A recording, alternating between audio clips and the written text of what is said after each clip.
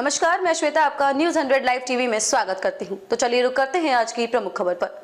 गुमला चर्चित पूर्व पंसस के पति हत्याकांड का पुलिस ने किया खुलासा। पत्नी से प्रेम प्रसंग व सहारा के पैसे के कारण सुपारी देकर कराई थी हत्या। गुमला जिले के भरनो थाना क्षेत्र के सुपा गांव में पंसस के पति विजय उराव की दो अज्ञात अपराधियों ने गोली मारकर हत्या कर दी थी। बाइक सवार दो अपराधी विजय उराव के दुकान पर पेट्रोल गुटखा खरीदने के बहाने गोली मारकर निर्मम हत्या कर दी गई।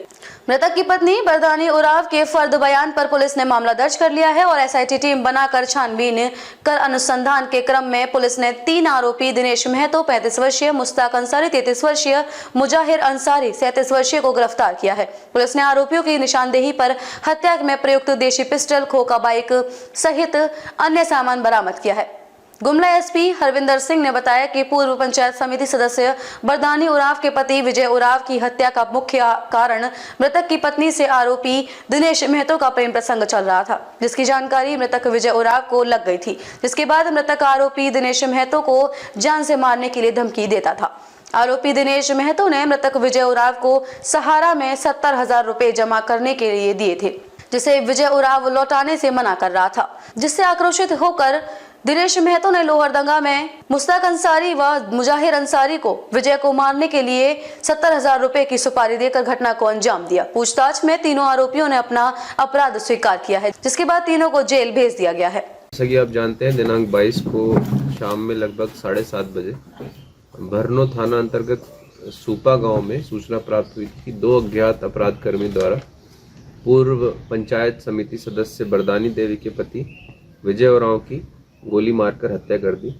इस सूचना के सत्यापन हेतु पुलिस जब वहां पहुंची तो जानकारी प्राप्त हुई कि वहां 2 व्यक्ति मोटरसाइकिल पर मुंह ढककर आए थे। अज्ञात मोटरसाइकिल राइडर्स थे। उन्होंने थोड़ा उनको एंगेज करने के लिए वहां से पेट्रोल भी खरीदा। पेट्रोल का जो है उन्होंने पूरा बकायदा पैसा भी दिया। उस चेन से उन्होंने वहां से गुटखा, टॉफी वगैरह भी खरीदा और उनको डिस्ट्रैक्ट करने के लिए पेचकस की मांग की। पेचकस मांगने के लिए जब विजय उराव जो मृतक हैं, उन्होंने अपने बेटे को जब अंदर भेजा तो मौका देखकर उनमें से एक मोटरसाइकिल जो राइडर था, जिन्होंने मुंह ढका हुआ था, उन्होंने अपनी जो है गोली से उनके कमर पर गोली मारकर उनकी हत्या कर दी। अब उस हत्या का जो कांड दर्ज हुआ 58-23 धारा 302, 34, 120B और 27 आर्म्स एक्ट में कांड दर्ज हुआ और उसके उद्भेदन हेतु एक एसआईटी का गठन किया गया था, जो कि अनुमंडल पुलिस पदाधिकारी गुमला श्री मनीष चंद्रलाल के नेतृत्व में गठन किया गया था। जब इसका अलग अलग जो है सोर्सेस से, स्रोतों से पूछताछ हुई, बहुत सारे अलग अलग लोगों से पूछताछ हुई इसमें, और उसके बाद फिर इसमें अलग तरीके से तकनीकी भी सोर्सेस का यूज़ किया गया, तो ये पता चला कि इसमें जो है एक दिनेश महतो, मुश्ताक अंसारी और एक मुजाहिर अंसारी जो है इसमें सम्मिलित है। उनकी तीनों की गिरफ्तारी की गई है। उनकी निशानदेही पर जो है एक जो बाइक यूज़ हुई थी, जिस पर दोनों बाइक राइडर्स आए थे, वो एक पल्सर बाइक है, ब्लैक ब्लू रंग की पल्सर बाइक है, जिसका नंबर जो देशी पिस्टल है उसको भी बरामद किया गया है। उसमें खोखा भी बरामद किया गया है और भी वहाँ से कुछ सामग्री जो कि घटनास्थल पर, जिससे कि ये अभियुक्त घटनास्थल पर स्थापित होते हैं, समय की घटना हुई क्यों, उसमें ये सामने आया है कि जो वादिनी है इस कांड की, जो मृतक की पत्नी है, उनका जो इसमें प्राथमिक अभियुक्त है अप्राथमिक अभियुक्त दिनेश महतो, उसके साथ कुछ प्रेम प्रसंग का चक्कर चल रहा था।